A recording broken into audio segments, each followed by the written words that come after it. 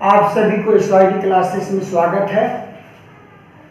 आज का जो हमारा टॉपिक होगा वह प्रकाशित माध्यम अर्थात ऑप्टिकल मीडियम की हम बात करेंगे बच्चों।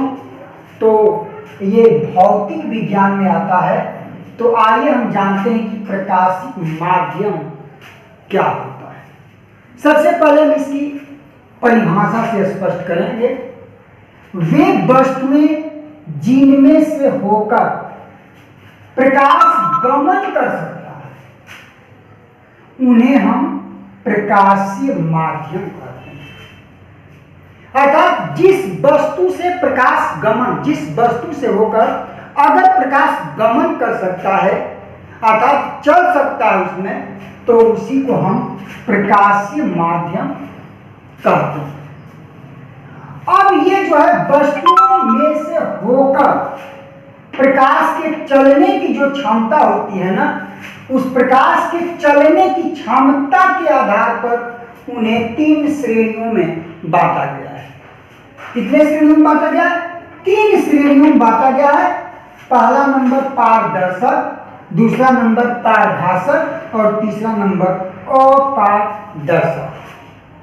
तो प्रकाश की क्षमता के आधार पर इन्हें 3 श्रेणियों में जो बांटा गया है, पारदर्शक, पारभासक, अपारदर्शक।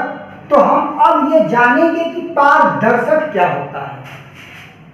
तो आइए हम पारदर्शक के बारे में हम जानें। वे वस्तुएं जिनमें से होकर प्रकाश का अधिकांश भाग निकल जाता है। अर्थात कहने का मतलब यह है कि जिस वस्तु से अगर प्रकाश का अधिक से अधिक भाग जो है निकल जाए अर्थात आर पार हो जाए। जैसे एक आप प्लेन शीशा जब लेते हैं तो वह ट्रांसपेरेंट शीशा होना चाहिए, जिसे हम एक शीशे की एक साइड से ऐसे देखें, दूसरी साइड की वस्तुओं को दिखाई दे। तो ये जो होता है प्रकाश का जो है, ये शीशा जो होता है कांच, उससे प्रकाश पूरी तरीके से या अधिकांश भाग अगर निकल जाता है तो हम उसे पारदर्शक मानेंगे।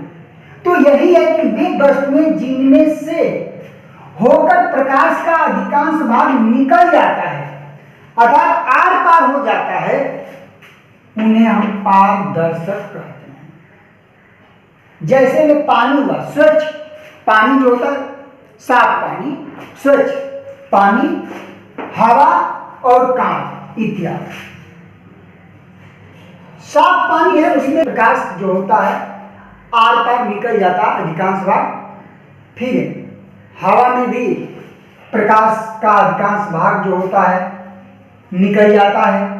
और शीशा जिस पर पॉलिश न की गई हो, जिस शीशे से आर पार की वस्तुएं दिखाई दे, उसमें भी उस शीशे से प्रकाश जो होता है अधिकांश भाग आर पार निकल जाता है प्रकाश का।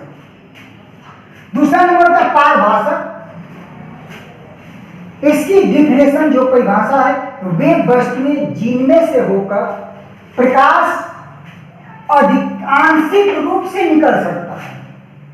प्रकाश जो है आंशिक रूप से निकल जाता है तो उसे पारभासक कहेंगे।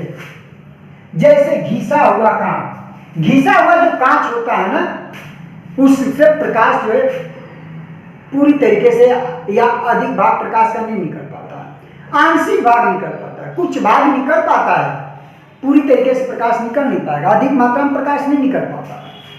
उसी तरीके से तेल लगा हुआ कागज, तेल लगा हुआ कागज जो होता है उससे भी प्रकाश निकलता है, लेकिन प्रकाश की बहुत कम मात्रा निकलती है, इसी वजह से उसे हम पारभासक बोलेंगे। अर्थात आंशिक रूप से निकलता है, अर्थात कम से कम प्रकाश का भाग, कम से कम प्रकाश अगर निकलता है तो उसे हम पारभासक बोलते हैं। अगला है अपारदर्शक। वे वस्तुएं जिनमें से होकर प्रकाश बिल्कुल नहीं निकल सकता, उसे हम अपारदर्शक बोलेंगे। अर्थात लकड़ी है, पत्थर है, लोहा है। देखिए लकड़ी जो होता है ना, लकड़ी अगर प्रकाश के सामने खड़ा कर देंगे तो प्रकाश लकड़ी से होकर निकल नहीं सकता, वहीं पे उसका मार्ग अवरुद्ध हो जाता है, वहीं पे प्रकाश रुक जाता है जब तक उस लकड़ी को उस प्रकाश के मार्ग से हटाया नहीं जा सकता। पीछे छाया बना देगा, यानी प्रकाश निकल है। और प्रकाश हमेशा सीधी रेखा में चलता है।